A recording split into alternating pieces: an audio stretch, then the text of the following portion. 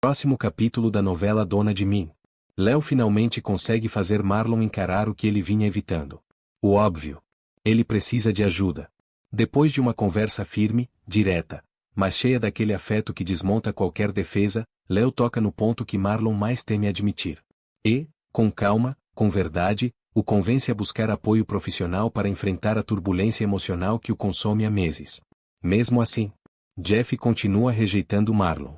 Cada gesto frio, cada silêncio, cada desvio de olhar, deixa o rapaz ainda mais vulnerável. E aumenta o peso sobre a decisão de cuidar da própria saúde mental. Sentindo que chegou ao limite, Marlon respira fundo e abre o jogo com Rangel. Sem floreios. Sem máscaras. Eu preciso me cuidar, antes que tudo desabe de vez. Rangel fica surpreso. Mas vê ali coragem. Força. E apoia o amigo, incentivando-o a marcar uma consulta com Célia. Só que quando Alain e Pompeu descobrem, o julgamento vem rápido. Cruel. Quase automático. Eles o recriminam, insinuam fraqueza, tratam a decisão como covardia. Mas Marlon ignora. Pela primeira vez, ele está escolhendo a si mesmo. Antes de continuar, clique no gostei, se inscreva no canal e comenta aí de qual cidade você assiste a novela. Isso ajuda muito o canal a continuar trazendo conteúdo para você. Enquanto isso, a tensão na Boaz começa a subir como uma panela prestes a explodir. Samuel entra na sala e anuncia que a Receita Federal abrirá uma fiscalização rigorosa nos processos conduzidos por Patrícia. A notícia cai como uma bomba. Nos corredores, cochichos se espalham. Olhares trocados. Suspeitas nascem. E Jacques fica inquieto. Muito inquieto. Ele começa a desconfiar das atitudes recentes de Filipa. A presença constante, as perguntas sutis, os gestos calculados. Algo nela mudou. E ele sente isso no ar. Filipa, em uma conversa reservada com Danilo, finalmente revela seus planos. Ela está pronta para desmascarar Jacques de uma vez por todas. Determinada. Afiada. Cansada das manipulações, ela articula cada movimento como quem monta uma armadilha precisa, milimétrica. No meio dessa tempestade, Sol surge com ousadia. Pede para usar as peças da marca de Léo em seu próximo clipe. Diz que quer reforçar a imagem do estilista, elevar o nome dele. Léo vê ali uma oportunidade. De crescer. De expandir sua marca. E talvez, até de tirar Jacques do sério. Mais tarde, Jacques aparece na aula de teatro que Filipa ministra. E ela, astuta, maliciosa, brilhante, provoca o vilão em plena cena. Frases que só ele entende. Flechas direcionadas. E ele sente cada uma delas. No fim do dia, quando o caos parece tomar conta de tudo, Marlon encontra Léo novamente. A tensão vira impulso. O impulso vira coragem. E Marlon beija Léo. Um gesto que abre uma nova porta em meio à tempestade. E enquanto isso, Samuel está prestes a atravessar a fase mais turbulenta de sua vida. Tudo começa com uma cena simples, mas devastadora. O momento em que ele vê Leona caminhando ao lado de Marlon. Rindo. Conversando. Como se nada estivesse desmoronando ao redor. Para Samuel, porém, aquela imagem se transforma em uma punhalada emocional. Ele acredita que Léo o trocou. Que o abandonou. Que decidiu voltar para os braços do ex. A cabeça dele ferve. O coração aperta. A respiração falha. O ciúme, misturado com dor, toma conta de tudo. Léo tenta explicar. Samuel, espera, não é o que você tá pensando. Mas Samuel, tomado pelo orgulho ferido, rejeita qualquer aproximação. Ele vira o rosto. Endurece a voz. Repele a mão que tenta segurá-lo. Não fala comigo agora, Léo, não dá, não dá. A dor e a raiva se misturam num só golpe, e a tensão entre os dois só aumenta. A briga explode. As palavras viram lâminas. O ar pesa, mais do que nunca. Devastado, Samuel sente algo quebrar por dentro. E, num impulso que ninguém imaginaria, ele decide mexer no passado que sempre tentou evitar. Ele precisa se reconectar com suas origens. Entender as lacunas. Preencher os silêncios que o acompanharam a vida inteira. É quase um movimento infantil, mas carregado de um peso emocional absurdo. É assim que ele decide. Voltar ao abrigo onde foi abandonado quando ainda era apenas um garotinho. Voltar ao início de tudo. Voltar para a ferida que nunca cicatrizou. A visita ao abrigo é um choque. Samuel chega tenso. Respiração curta. Olhar perdido, como se o mundo estivesse girando mais rápido do que ele consegue acompanhar. As paredes, o cheiro, os corredores, tudo desperta memórias que ele nem sabia que guardava. A moça da recepção levanta o rosto, surpresa ao ver o sobrenome Boaz. Posso ajudar? Samuel inspira, tentando segurar a voz. Quero ver onde eu ficava, antes de me adotarem, antes de tudo. O pedido revela fragilidade e uma fúria silenciosa ao mesmo tempo. É então que surge um novo personagem. Alguém que mudará tudo. Jason. Um homem simples, fala calma, olhar atento. Trabalha no abrigo há muitos anos. Ele reconhece o nome de Samuel imediatamente. Lembra das histórias contadas pelas cuidadoras antigas. Lembra do menininho agarrado à mochila surrada. Lembra do pequeno Samuca chorando baixinho no canto, esperando por alguém que nunca vinha. Jason se emociona, mas tenta manter a postura. Você era tão pequeno, vivia com esse biscoito na mão, dirá ele, com um sorriso triste, quase quebrado. E Samuel sente o chão sumir. Algo se rompe. Ele tenta ser forte, mas não consegue. Cada palavra de Jason é uma lâmina revirando feridas abertas. O nome do pai que nunca voltou. A promessa que nunca se cumpriu. A porta onde foi deixado. O choro abafado. As noites sozinho. Tudo volta como um vendaval. É nesse momento, nesse cenário encharcado de dor, que a mente de Samuel começa a desmoronar de vez. A confusão invade. A dúvida cresce. O medo engole tudo. Desorientado, ele sai do abrigo cambaleando, como se estivesse sendo engolido pela própria história. Ele anda sem rumo pelas ruas. Busca ar. Busca equilíbrio. Busca qualquer coisa que o faça sentir-se inteiro de novo. Mas ele não encontra. As emoções acumuladas explodem. O passado. O presente. O ciúme. A solidão. Tudo vira um único turbilhão devastador. E Samuel decide afogar a dor no único lugar onde acredita que ninguém vai julgá-lo. A bebida. Ele entra num bar qualquer. Um lugar que, em condições normais, ele jamais entraria. Senta-se no balcão. Pede um copo. Depois outro. Depois mais um. Bebe rápido, como se quisesse apagar pensamentos. Mas quanto mais bebe, mais lembra. Quanto mais tenta esquecer, mais dói. O resultado é inevitável. Um olhar atravessado. Uma palavra torta. Um empurrão. Outro empurrão. E a briga começa. Transtornado, Samuel perde completamente o controle. O dono do bar tenta separar. Os clientes se afastam. Alguém grita por ajuda. Mas Samuel está tão afogado na própria dor que nem percebe o tamanho do estrago que está causando. Enquanto os braços o puxam para trás, o passado continua ecoando na cabeça dele. Um passado que insiste em voltar como um rugido. Ele se lembra da conversa com Abel. Pouco antes da morte do patriarca. Lembra da mochila guardada com carinho. Dos objetos que testemunharam sua infância. E da revelação devastadora. Ele foi encontrado com cerca de 2 anos, segurando um biscoito de polvilho, repetindo que seu pai voltaria. A imagem corta fundo. E então surge outra lembrança, a maneira suave com que Abel segurou seus ombros para contar a verdade. Você conheceu seu pai, Samuel? Sim, mas ele deixou você na porta do abrigo. Sozinho. A frase, naquele dia, veio carregada de pena e sinceridade. Agora, volta como um soco. A ferida sangra de novo. E Samuel se recorda da carteira de vacinação encontrada dentro do envelope. O nome escrito ali, Samuel de Assis.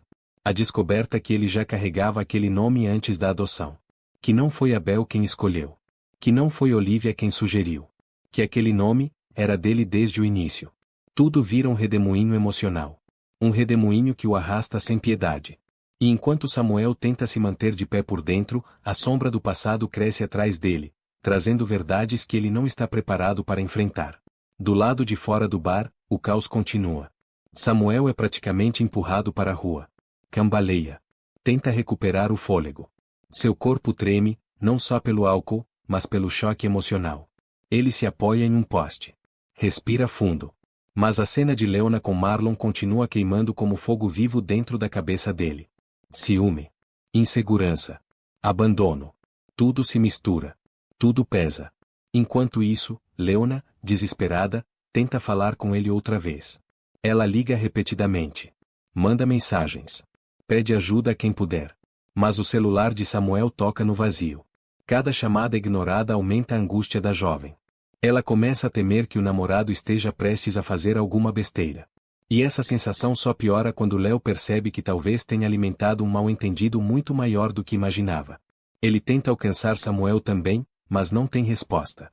Nas ruas, Samuel entra num estado de quase transe. A caminhada fica errática. Como se ele estivesse sendo guiado mais pelas lembranças do que pelos próprios passos. E então, acontece. Ele passa em frente a uma banca de jornal. E, sem querer, seus olhos encontram uma foto antiga, numa matéria sobre adoção tardia. A imagem de uma criança sentada no chão, segurando uma mochila velha. Um estalo. Seco. Forte. Ecoa dentro dele. Como se algo, um instinto, uma memória adormecida, puxasse seu olhar para aquela foto. Reacendendo um sentimento que ele não consegue decifrar. O estado emocional de Samuel se agrava. E tudo piora quando um policial se aproxima, preocupado com a maneira cambaleante com que ele anda. Ei, tá tudo bem com você? Samuel tenta responder. Tenta dizer que está bem, que só precisa de ar. Mas o nervosismo embaralha as palavras. Em poucos segundos, ele se vê cercado por olhares curiosos. Julgamentos silenciosos. E uma estranha sensação de déjà vu. É como se o mundo estivesse repetindo a história. Ele, sozinho. Vulnerável. Sendo observado. Sem saber para onde ir. Enquanto isso, lá no abrigo, Jason observa a ficha de Samuel depois da visita. Algo na documentação chama sua atenção. Uma anotação antiga, quase apagada, menciona um nome. Um nome que jamais foi dito a Samuel. Um nome perdido nas margens do processo de entrada dele no abrigo. Jason franze a testa. Lê de novo. O coração aperta. Aquela nota sugere que a história do abandono pode ter sido muito mais complicada do que todos imaginavam. Sem perder tempo, ele decide buscar um contato atualizado da família Boaz. Precisa falar com alguém. Precisa contar o que descobriu. Ao mesmo tempo, em um hospital público da região, chega um rapaz ferido depois de uma briga. A equipe médica comenta sobre a confusão num bar próximo. Ele parecia perdido do mundo, diz uma enfermeira. Falava coisas desconexas, repetia que o pai prometeu voltar. As palavras ecoam pelo corredor. E ninguém percebe que cada peça desse enigma, Samuel, o abrigo, o passado, começa a se aproximar. Enquanto isso, Léo, completamente tomado pela culpa, corre até a casa de Filipa. Ele fala rápido, atropelando frases, sem esconder o medo de ter provocado algo irreversível. Filipa tenta acalmá-lo. Mas vê na expressão dele que a situação é grave. Muito grave. Então vamos procurar esse menino agora, dirá ela, já pegando a bolsa, pronta para sair. Em outro ponto da cidade, Samuel se aproxima de uma ponte. Exausto. Respiração falhando. Ele não pensa em nada fatal. Mas sente que precisa sentar, respirar, colocar a cabeça no lugar. O som do rio lá embaixo traz uma estranha familiaridade. Como se aquela água tivesse acompanhado parte da infância dele. Memórias fragmentadas começam a se recompor, como peças soltas de um quebra-cabeça esquecido. Enquanto isso, Filipa enfrenta seu próprio inferno. A sensação de estar perdendo a sanidade, dia após dia, finalmente começa a fazer sentido. E ela enxerga o que estava diante dela o tempo inteiro.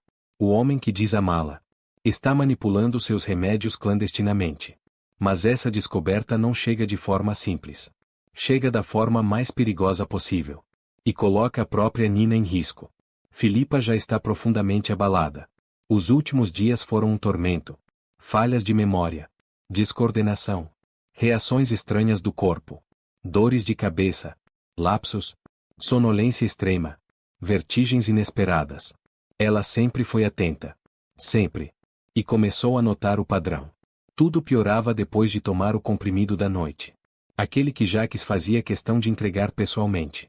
Como se fosse um gesto de cuidado. Só que agora, aquele gesto carinhoso de Jacques começa a feder falsidade. Forte. Insuportável. Léo já tinha tentado alertá-la. Numa conversa tensa, sussurrada no corredor da fundação, ele disse que desconfiava de algo. Danilo, num raro ato de coragem contra o próprio pai, confirmou. Também achava que Jacques estava aprontando. Mas Filipa, fragilizada, emocionalmente quebrada, carregando o peso do histórico de bipolaridade, hesitava. Ela precisava de algo sólido. Algo que fosse impossível negar. Uma prova que ela pudesse olhar e dizer: está aqui. Eu não estou louca. É então que Nina cruza a linha entre razão e desespero. Cansada de ver a mãe definhar sem explicação, a jovem decide fazer o impensável. Mãe, me deixa tomar um dos remédios dele. Se tiver veneno, vai fazer efeito em mim também. A firmeza na voz dela surpreende a própria Filipa. A atriz tenta recuar. Tenta negar. Tenta proteger a filha. Mas a verdade é que ela mesma precisa dessa confirmação. Precisa dessa colisão brutal com a realidade. Precisa aceitar que Jacques não é só manipulador. Ele é perigoso. A cena se encharca de tensão. Nina segura o comprimido entre os dedos como se fosse dinamite. Filipa, pálida, observa a filha em silêncio. Procura um argumento, qualquer argumento que impeça aquilo. Mas não encontra. No fundo, ela sabe. Esse sacrifício momentâneo pode ser a única forma de salvar as duas no longo prazo. Então ela cede. Toma. Mas você vai ficar aqui comigo. Eu vou te observar o tempo inteiro. Nina engole o comprimido. O silêncio que vem depois é ensurdecedor. Minutos passam. Lentos. Pesados. Nina tenta agir normalmente. Conversa com a mãe. Caminha pela sala. Respira fundo, tentando controlar a ansiedade. Mas os efeitos surgem rápido. Primeiro, um peso nos olhos.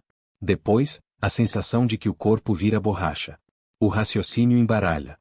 As frases saem quebradas, desconexas. E então, tudo apaga. Nina despeca num sono profundo. Pesado. Estranho. Um sono que não tem nada de natural. Filipa entra em pânico. Ela tenta acordar a filha. Sacode. Chama. Grita. Molha o rosto da menina. Nada. Nina não reage. O coração de Filipa dispara, dolorido, desesperado. E a verdade atropela ela de uma vez. Jacques estava drogando ela. Drogando para deixá-la grogue, vulnerável, desorientada. Drogando de propósito. A partir daí, o que explode dentro de Filipa não é só medo. É fúria. Uma fúria antiga, selvagem.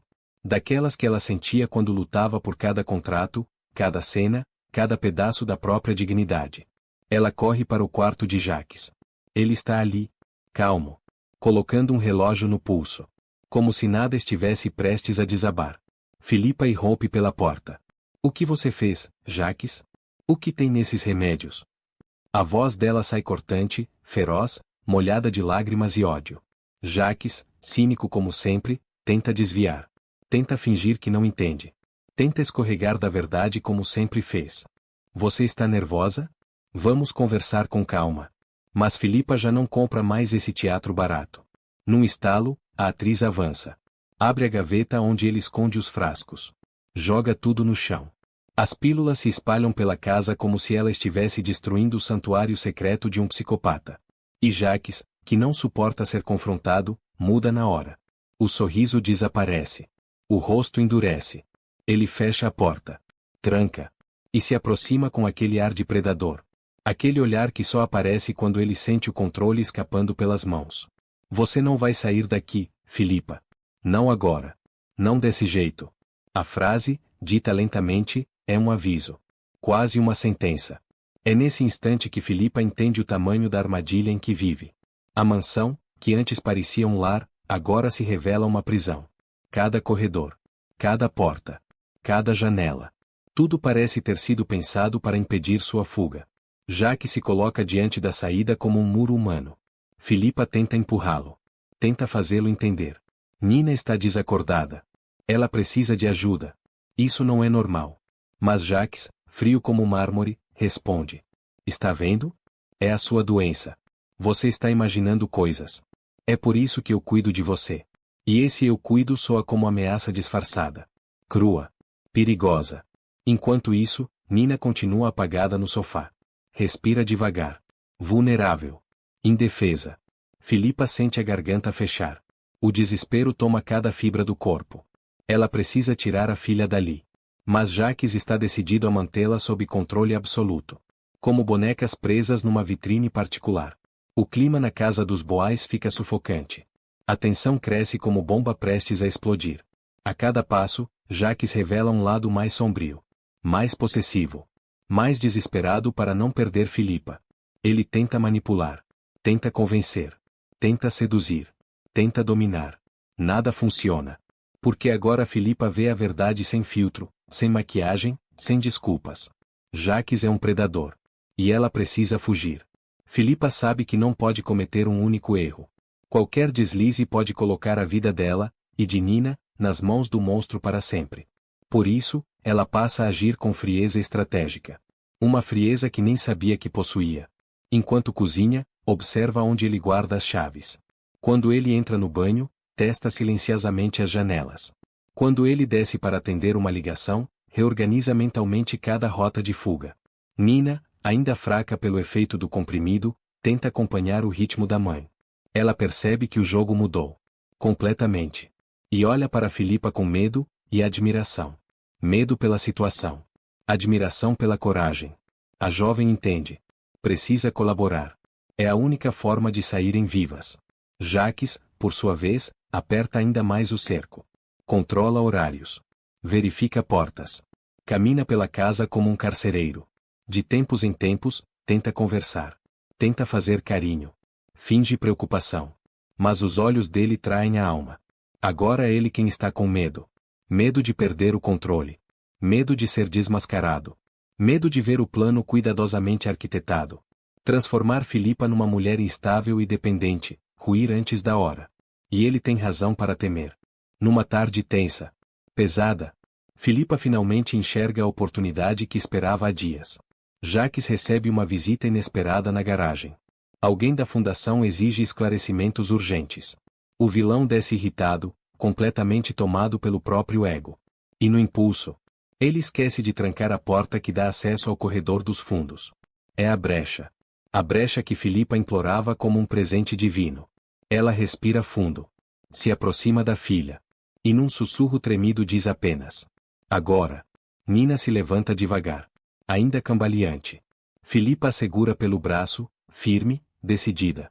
Conduz as duas até a porta entreaberta. O coração bate tão forte que parece capaz de denunciar sua fuga. Cada passo é 1 quilômetro. Cada ruído vindo da garagem é uma ameaça iminente. Elas atravessam o corredor. Chegam ao quintal. E se escondem atrás de um muro alto. Respiram, mas o ar não entra direito. A adrenalina toma conta. Philippa olha para Nina. Vê o rosto pálido, mas determinado. E sente a urgência queimando nas veias. Se hesitar, Jacques surge. Se parar, ele fecha o cerco de novo. Então, sem olhar para trás, Philippa puxa Nina pela mão. Corre com ela em direção à saída lateral. Aquela por onde funcionários antigos costumavam entrar. A tranca está enferrujada. Mas não completamente fechada. Com um empurrão rápido, tenso, desesperado. Elas atravessam. O vento frio da rua bate no rosto de Philippa como uma bofetada libertadora.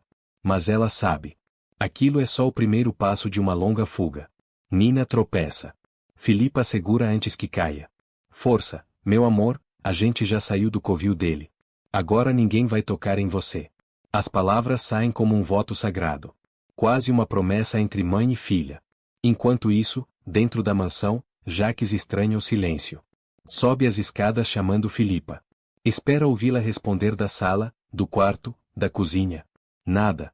Quando entra no corredor e vê a porta dos fundos aberta. O sangue dele gela. Ele entende tudo na hora. E um ódio silencioso toma forma no rosto. Lá fora, Philippa e Nina seguem pela rua. Philippa faz sinal desesperado para o primeiro carro que passa. Uma motorista freia ao ver a atriz carregando a jovem debilitada. Sem perguntar nada, a mulher abre a porta. As duas entram. Se sentam. Respiram, pela primeira vez sem medo em dias. O carro arranca. Philippa olha pela janela. Vê a silhueta da mansão ficando para trás. Aquele lugar, que já foi símbolo de glamour, agora não passa de um cativeiro mascarado. E ela sabe. Não basta ter fugido. Jacques não vai deixar barato. Enquanto isso, em outro ponto da cidade, o destino começa a virar contra o vilão de maneira ainda mais brutal. Samuel descobre o vídeo que incrimina Jacques pela morte de Abel. A corda finalmente começa a apertar no pescoço do psicopata. Um vídeo capaz de destruir o império de manipulações de Jacques. Um vídeo capaz de revelar o crime que ele jamais imaginou que voltaria para assombrá-lo com tanta força. A trajetória dessa revelação começa torta e dolorosa. Samuel, cansado de ser tratado como ingênuo, entra em choque com os irmãos. Pela milésima vez, tenta alertá-lo sobre o perigo de confiar cegamente no tio. A tensão sobe. Davi, exaltado, dispara. Ninguém que fala mal do meu pai tá querendo o nosso bem. Ayla tenta apaziguar, mas a ferida já está aberta. E Jacques, como sempre, posa de vítima. Finge ser injustiçado. Se coloca no centro da dor alheia como se fosse um mártir. Mas Samuel não é mais aquele jovem indeciso. Depois de confessar tudo a Filipa, de revelar sua suspeita sobre a morte de Abel, e sobre o fato de Jacques manipular vidas como quem troca de camisa, Samuel encontra na atriz uma aliada tão inesperada quanto estrategicamente perigosa. Filipa, completamente transtornada após descobrir que foi dopada durante meses, já está em guerra declarada contra o ex-marido. E Samuel é exatamente a peça que ela precisava para avançar para a próxima fase do acerto de contas. A atriz não perde tempo. Organiza informações. Conecta ponto a ponto. E entrega a Samuel um cenário ainda mais assustador do que ele jamais imaginou. Ele não apenas mente, Samuel. Ele constrói realidades paralelas. E destrói quem atrapalha o caminho dele. Essa frase se instala na cabeça do rapaz como um martelo constante. Empurra. Cutuca. Inflama. E o lança numa busca desesperada por qualquer prova que possa acabar de vez com o reinado do crápula. Nesse turbilhão emocional, Samuel decide procurar Davi e Ayla novamente. Mas desta vez, ele vai com a faca nos dentes. Em uma conversa pesada, sufocante, ele escancara tudo. As atrocidades, as manipulações, as chantagens veladas. E a suspeita, cada vez mais sólida, de que o tio está envolvido em crimes que a família nunca ousou imaginar. E o que ele encontra? Descrença. Irritação. Uma muralha emocional construída por anos de manipulação paternal. Davi explode. Você tá repetindo o que dizem dessa casa desde que eu era criança. Só muda o mensageiro. Samuel sente a facada. Mas não recua. A história muda quando ele resolve fazer algo simples. Porém decisivo. Uma visita ao hospital. Ele vai ver Ricardo, que se recupera lentamente. Fragilizado. Silencioso. Carregando segredos demais para um homem só. A visita seria rápida. Um gesto de boa vontade. Mas o destino, sempre cruel, sempre pontual, adora jogar bombas no colo de quem já está estourando. E é isso que acontece quando Samuel cruza o corredor. E vê Tânia. A ex-mulher de Jacques congela ao notar o sobrinho. Pensa em fugir por um segundo. Mas não adianta. Fugir de Samuel não faz mais sentido. Fugir de Jacques, sim. Fugir da própria consciência, talvez. Mas dele, não. Antes que Samuel diga qualquer coisa, Tânia suspira. Um suspiro de quem sabe que o passado bateu a porta e não vai embora até entrar. A gente precisa conversar. Samuel se aproxima. Tânia olha para os lados, paranoica. O clima é de infiltração secreta. Num canto afastado, ela começa a falar. A voz trêmula. Mas firme. Pesada. Tem um vídeo, Samuel. Um vídeo que mostra algo que não era para ninguém ver, algo que o Jacques fez. Samuel empalidece. Tenta perguntar. Tânia recua, nervosa. Eu não posso dizer o que é. Não posso. Mas o Ricardo sabe. O vídeo tá com ele. A respiração do rapaz trava. Um vídeo. Uma comprovação. Material concreto.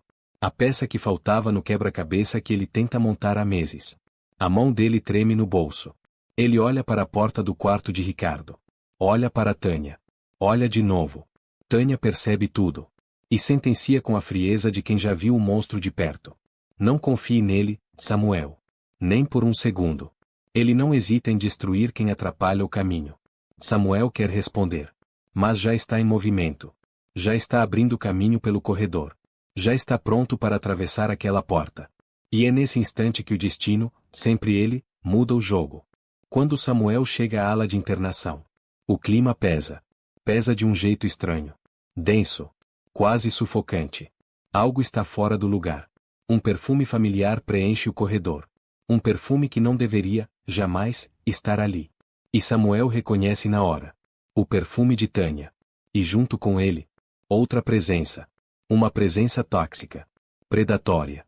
Jacques está no hospital. O encontro é inevitável. O vilão surge no corredor como um animal que fareja perigo. O olhar frio. Cirúrgico. Aquele olhar capaz de destruir vidas inteiras sem piscar.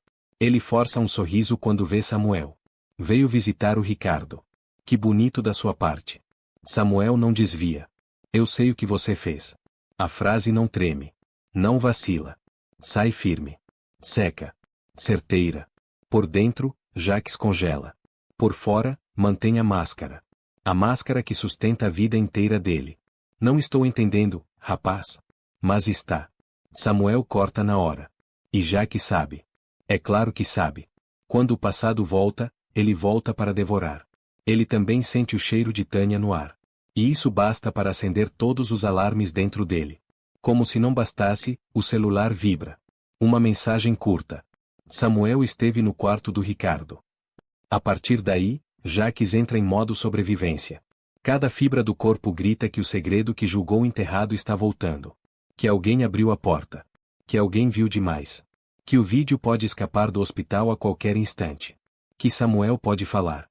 E que o nome dele pode ser destruído, de forma irreversível. Mas Samuel não recua. Pela primeira vez, encara Jacques como o inimigo que ele sempre foi. Não mais o tio charmoso, eloquente, intocável. Não mais o patriarca amado. Mas o predador. O jogo vira. O tabuleiro muda. E o vídeo? O vídeo está muito mais perto de explodir do que Jacques imagina.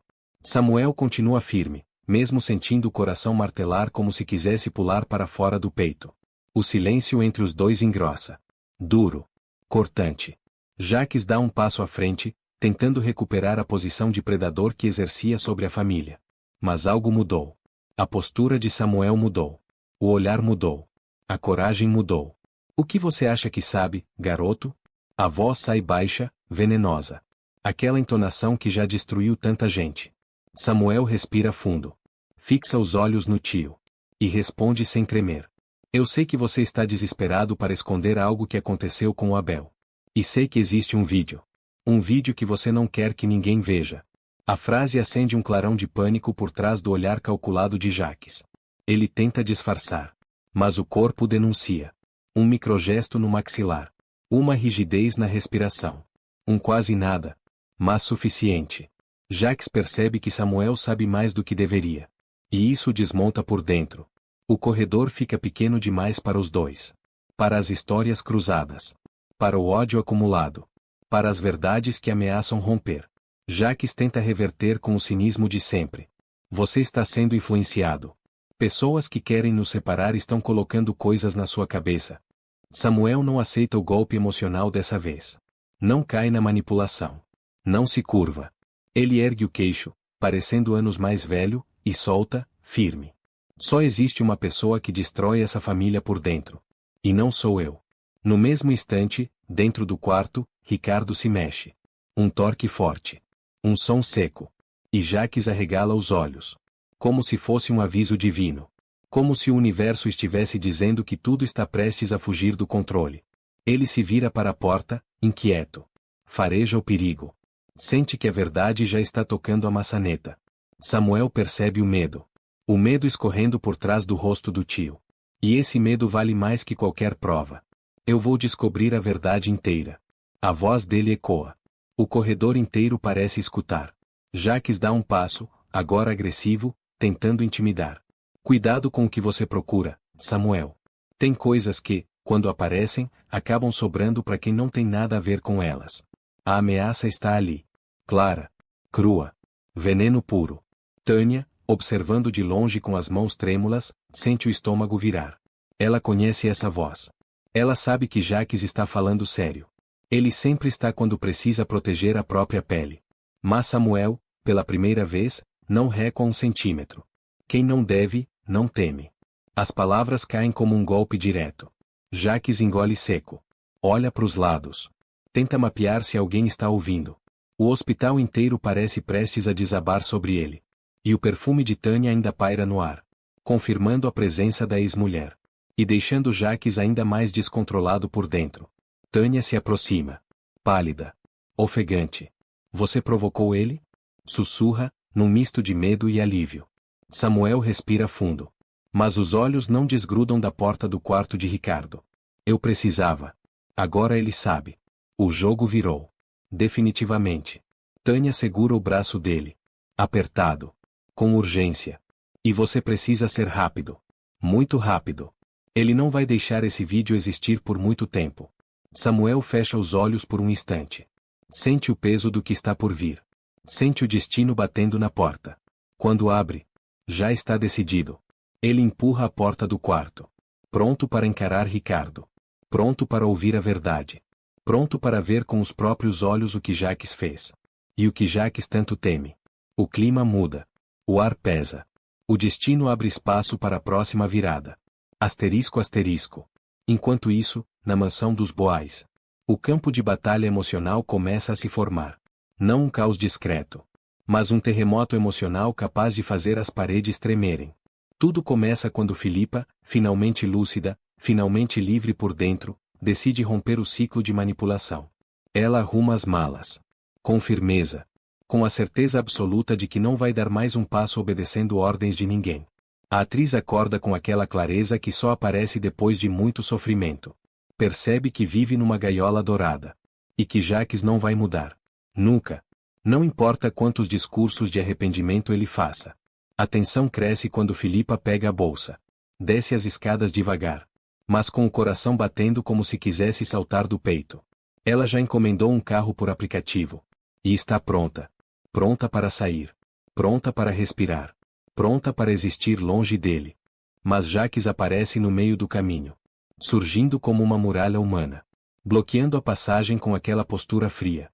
De quem ainda acha que manda em tudo. Você não vai sair dessa casa. Ele rosna, segurando o braço dela com força. Philippa tenta se soltar. Tenta puxar o braço. Tenta manter a voz firme. Ela ameaça ligar para a polícia. Jacques não recua nem um centímetro. A discussão sobe. De palavras para gritos. De gritos para algo muito mais perigoso.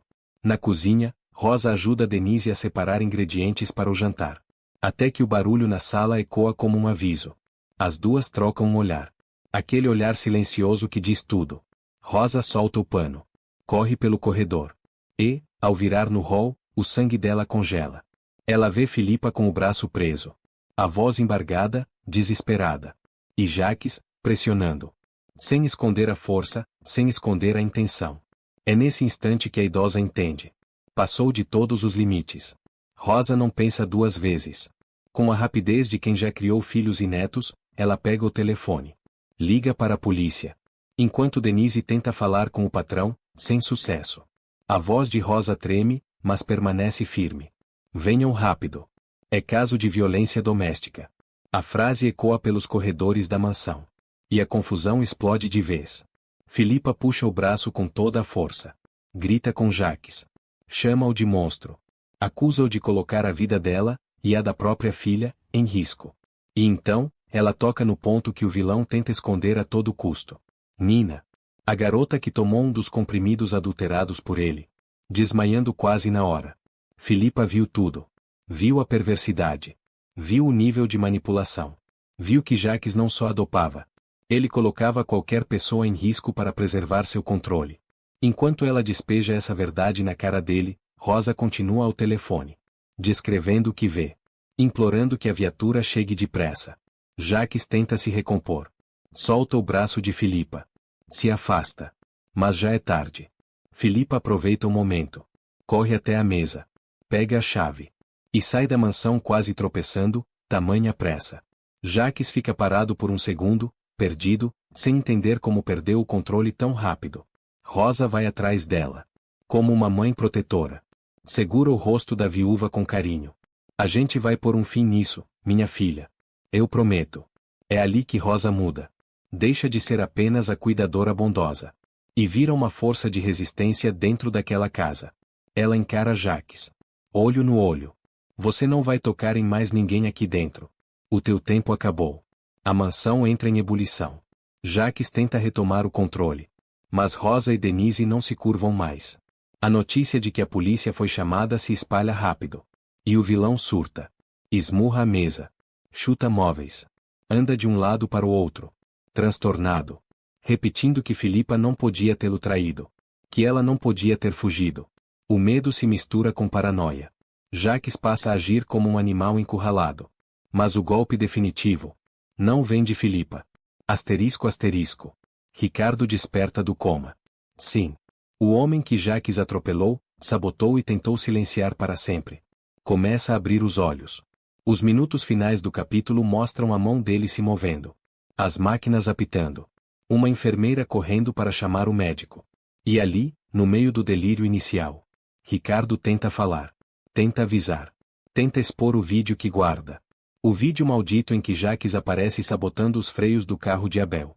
A prova que pode derrubar o vilão de uma vez por todas. Nos corredores, a equipe médica entra em alerta. E no celular dele, ainda protegido por senha, está a gravação capaz de virar o jogo inteiro. Filipa e Léo são avisados do despertar de Ricardo. E correm para o hospital, cada um por um motivo diferente. Enquanto isso, na mansão, Jacques sente um arrepio estranho. Um frio que percorre a espinha. Ele não sabe explicar. Mas sente. Sente que algo enorme escapa do seu controle. Algo que ele nunca mais vai recuperar. Rosa observa o vilão pelos cantos. Atenta. Vigiando cada gesto, cada mudança de humor, cada explosão repentina. Ela sabe que as próximas horas serão decisivas. Denise também se mantém alerta. Ela conhece Jacques. Sabe que, quando pressionado, ele pode fazer qualquer coisa. Qualquer coisa. Enquanto isso, longe dali, Filipa respira fundo no banco de trás do carro. As mãos ainda tremem. Mas o olhar é de uma mulher que finalmente viu o inimigo de frente. Ela sabe quem está enfrentando. E agora está disposta a revelar tudo. Custe o que custar. O clima explode quando a polícia chega à mansão. A campainha toca forte. Toca como um ultimato. Ecoa pelos corredores como se chamasse a verdade para entrar. Rosa corre para abrir a porta. O rosto carregado de medo e coragem. Os policiais entram sem cerimônia. Jacques tenta disfarçar. Ajeita a camisa. Passa a mão pelo cabelo. Tenta parecer calmo. Mas os olhos tremem. Ele sabe que agora existe uma denúncia registrada. Uma ficha. Um protocolo. Uma mancha que não se apaga com charme. Os policiais fazem perguntas rápidas. Diretas. Sem rodeios. Rosa confirma. Denise confirma. E a farsa começa a ruir. Jacques perde o controle da própria pose. Tenta culpar Filipa. Tenta inverter a narrativa. Mas já não cola. Os policiais percebem que há algo podre ali. Basta olhar para o estado emocional de Rosa. Basta ver a rigidez ansiosa nos ombros de Denise. Basta sentir o silêncio tenso que toma a mansão. A casa já não obedece a Jacques. Ele virou visitante dentro do próprio território.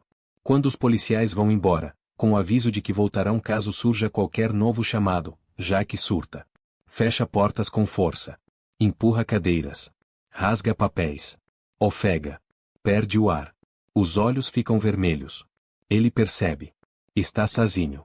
Completamente só. E quando um homem que sempre viveu de poder se vê isolado, o desespero vira arma. Enquanto ele se desfaz dentro da própria raiva, do outro lado da cidade, Filipa recebe a notícia que muda tudo. Ricardo acordou. A mensagem chega pelo celular. A médica de plantão confirma. Filipa congela por um segundo. Sente o coração bater como um tambor. Depois corre. Corre como quem recebeu uma senha divina. Pega um táxi. Liga para Léo no caminho. Ricardo abriu os olhos. A esperança reacende como fogo novo. No hospital, a tensão é enorme. Ricardo tenta falar. Mas as palavras se embaralham. Mesmo assim, ele insiste. Gesticula. Aponta para o celular. Tenta contar o que ninguém imaginava. A gravação não está só no aparelho. Ele fez backup. Guardou cópias. Tinha medo de morrer e deixar tudo perdido. Agora, mesmo fraco, ele quer entregar as provas. Quer derrubar Jacques. Quer acabar com o ciclo de terror. Tânia surge no corredor. Observa tudo de longe. Com aquele olhar afiado, de quem sabe que está diante de uma virada histórica. Ela sabe que Jacques tentou eliminar Ricardo uma vez. E sabe que ele tentaria de novo, sem pensar duas vezes. Filipa, ao ver Ricardo consciente, se emociona. Segura a mão dele. Promete que vai proteger o que ele guardou. Promete que não vai deixar Jacques vencer. Léo, ao lado, sente o cheiro de incêndio no ar. A guerra está prestes a explodir. Ele sabe disso. Sabe que Jacques não vai aceitar perder. Muito menos ser exposto. No próximo capítulo da novela Dona de Mim, Léo